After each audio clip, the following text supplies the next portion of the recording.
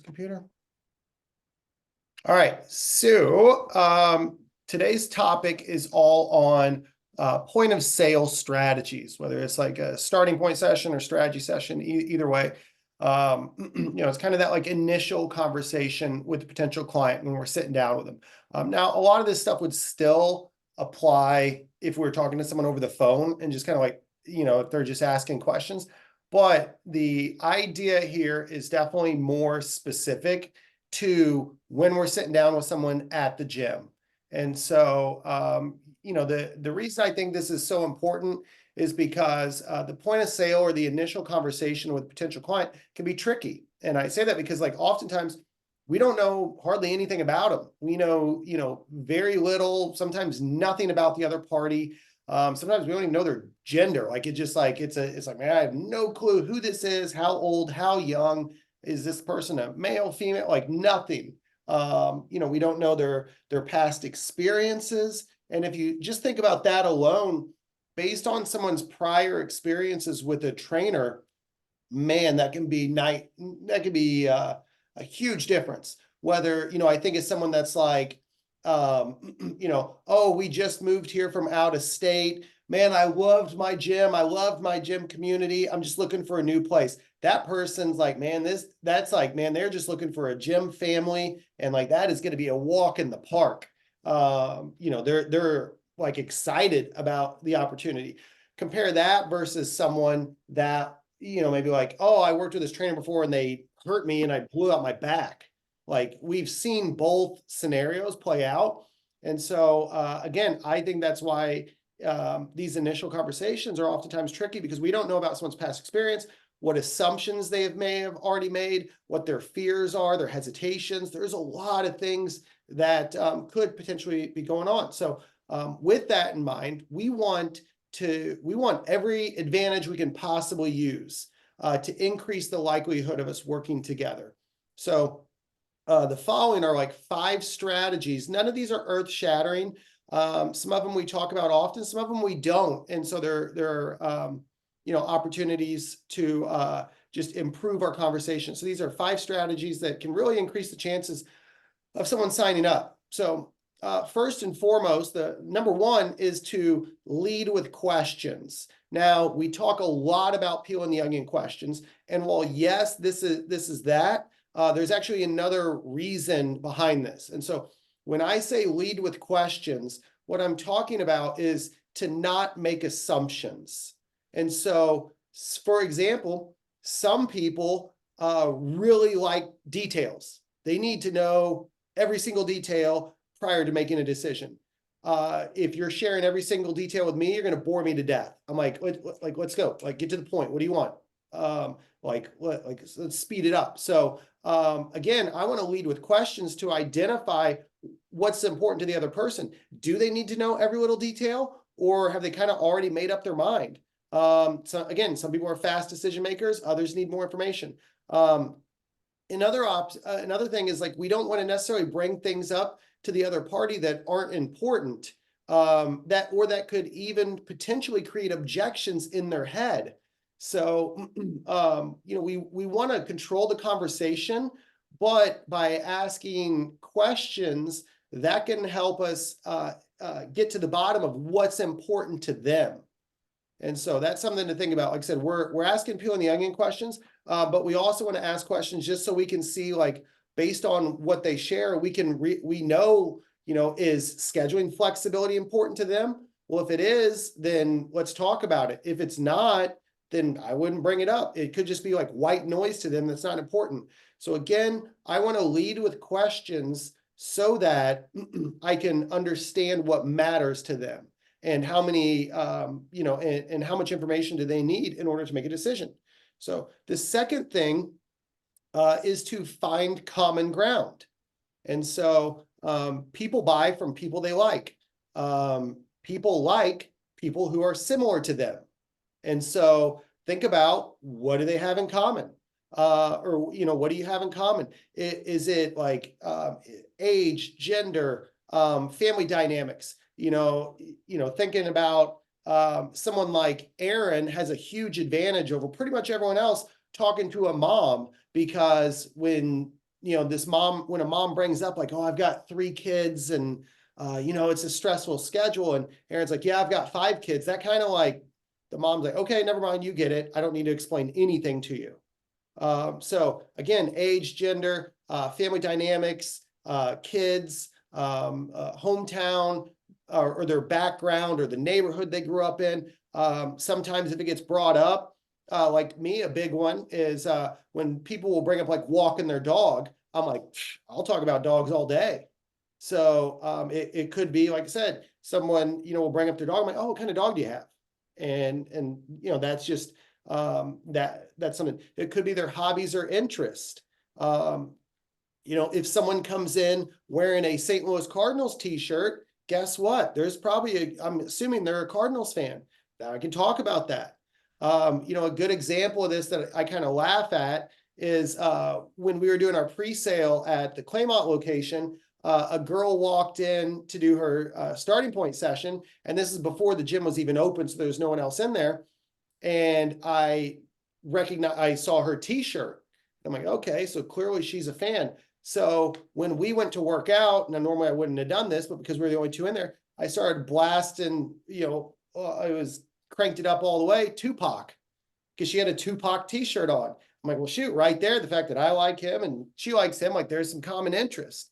So again, any common ground that I can find, the better it is. I can honestly say that now, being 40 years old, it is so much easier to sell someone a membership because they're not like, oh, you won't understand, just wait till you're my age. Now it's like, no, now I am your age. So, I guess that's good and bad. It's kind of depressing, but it's still, it does make selling a little bit easier. So number 2, again, find common ground. The third thing is people buy things they understand.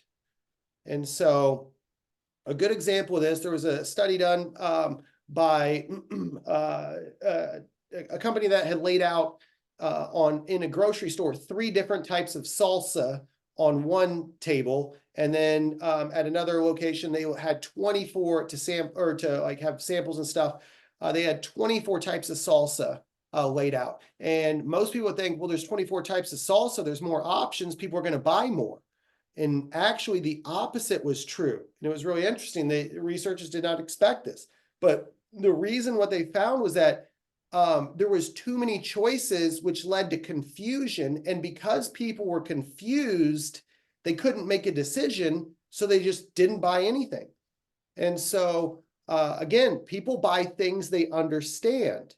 And so how we can keep this in mind is when we're at the gym, if I'm talking to a client and they're talking about working on their balance, and this is something I do, I used to do a ton at Blue Ocean when I was doing all these sales. I would look out on the training floor and point out, be like, oh, you see that woman over there in the blue? So like, that's a great example of, that's just like a good example of an exercise that we'll do with you to help improve your balance. Or, hey, Kelly, I know you said your knees are really shot. Well, one of the things that we do here to help people get their heart rate up so that they can burn more calories while still being friendly on the joints is we'll do exercises like this medicine ball slam that you see that woman doing right over there. So I'm giving them better clarity. I'm helping them understand how we can personalize things to them. And I'm literally giving them concrete examples. Look at that woman or look at that man, look at that exercise they're doing. That's a great exercise that we will incorporate that will help work on their balance, which I know you said was important to you. Or that's a great exercise that's really low impact, but can still get your heart rate up. So another good example would be, depending on the scenario, I may actually take someone out on the floor and show them stuff. If they seem to be like really curious or really like they're one of those folks that really needs a lot of information to make a decision, then I'll be like, all right, well, come on out here. Let me show you a couple things. And then again, based on their goals, I could say, hey, see how see this single leg, single arm, single leg cable row exercise, and I'll kind of demonstrate it with the 10 pounds on there. And I'll be like, so the benefit is we can do exercises like this where we're still working the upper body, we're still doing strength training, but because we're standing on one leg, we're also challenging your balance. And as a result, we end up getting a much more efficient workout because we're working on improving your balance while also improving your upper body strength at the same time. That's going to help them click because they're actually like, they can see it, they can feel it, they can touch it. And so again, people buy things they understand. And so and I'll do that by either pointing something out that's happening on the floor, or I'll take them out on the floor and show them some specifics. Now, with that being said, that's also why it's important that the coaches have everything dialed in, because I've had the opposite happen, and there's nothing worse than when someone's watching something out on the floor and the trainer looks completely disengaged. I'm like, man, this is not, and I'll see it and I know it, and I'm just like, man, this is not good. So again, it's, we have to, the trainer's got to have their best foot forward too, so that we can, again, give people a better visual and help them understand what it is. So the fourth strategy is what I refer to as, turning water into wine, or turning weaknesses into strengths. And so turning weaknesses into strengths, a good example of this is if you really think about, a lot of this kind of comes back to like marketing, or reframing things so that something that one person might perceive as a negative, I will turn that into a positive. And so, for example, a good example of that would be, we get someone that comes over from like a Lifetime Fitness type gym, and they're used to just seeing like mountains of equipment, equipment everywhere. Well, they come in our facilities and they're like, man, how could I get a good workout in here? There's no machines in here. And that's happened a lot. Like you can just kind of see like, well, how would I even know what to do in here? And so, turning a weakness into a strength would be saying, hey, Kelly, that's a great question, about the equipment. We don't have a ton of equipment in here because we found that getting people up on their feet, moving around, forces them to use a lot of their stabilizer muscles when compared to like sitting down on machines. Plus, like we all sit too much all day anyway. So as a result, because you're up and moving around, our clients here are burning more calories throughout their workout, and we're working more muscle groups so we can get more done in less time. So what I did was I just turned a weakness, we don't have that much equipment in here, into a strength. Another example would be, hey, looking at like our alloy facilities in particular, because they're even smaller, it would be like, hey, you know what? We have smaller facilities and we cap our studios at 130 clients to ensure that we know every client by name, understand their needs, and can provide them with the accountability and support they need to succeed. I just took what some people would perceive as a weakness, like, oh, this little gym, how can they provide everything I need? And I spun it into a positive.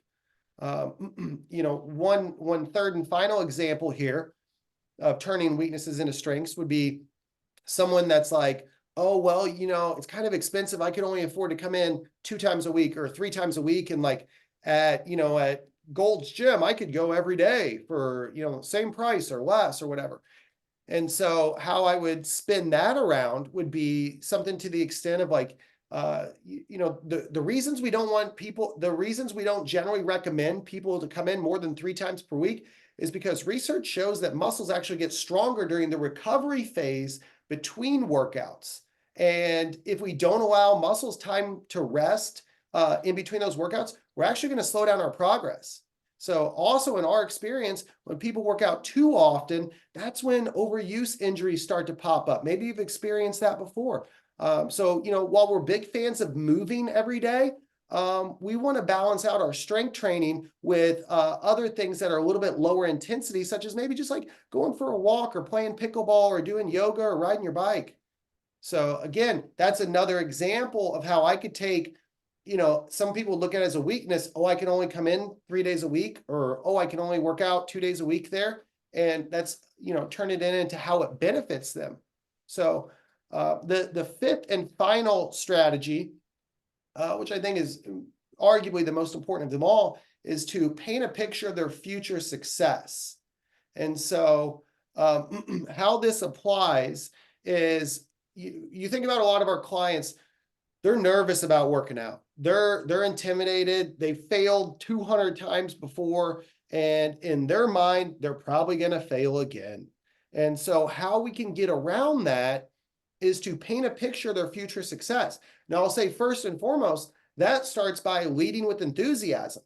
If I'm excited when I'm talking to you about like, man, Sarah, I cannot wait to get you started. Like, it's going to be awesome. You're going to make so much progress here. If people can feel that in my body language and in my tone.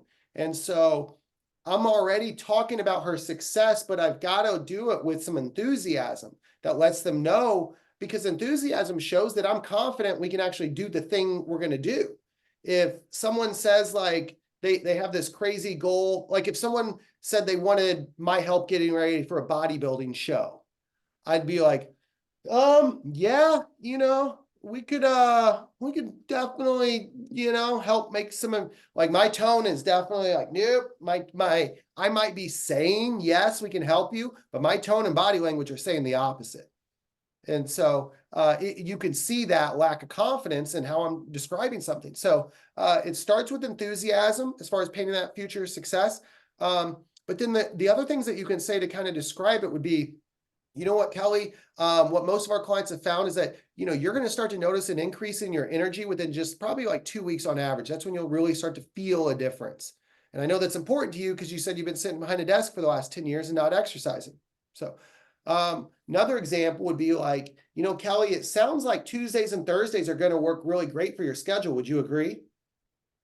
So I'm not saying, and it's based on our previous or based on our conversation. I'm not saying like, do you think Tuesdays? I'm saying, oh, sounds like Tuesdays and Thursdays are going to work great, right? Like I'm already assuming it's going to work because that's based on what our conversation is.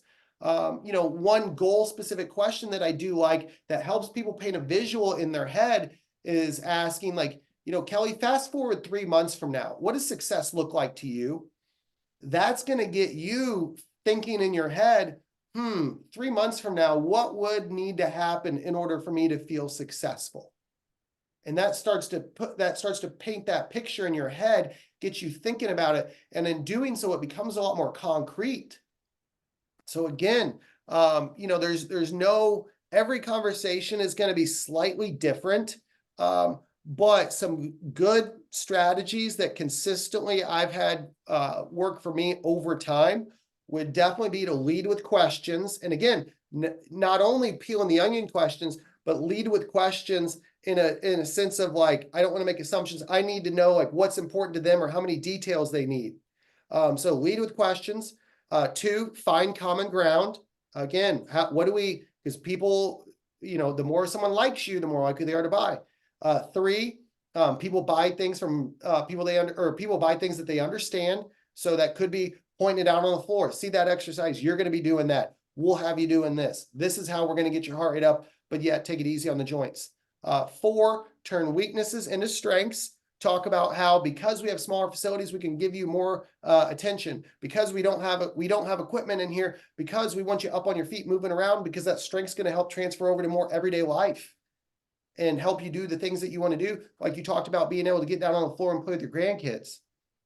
And then 5, paint a picture of their future success. So that includes enthusiasm, but then also really getting them thinking about, what it's going to be like in the future and what it's going to be like, as they start to work out with us.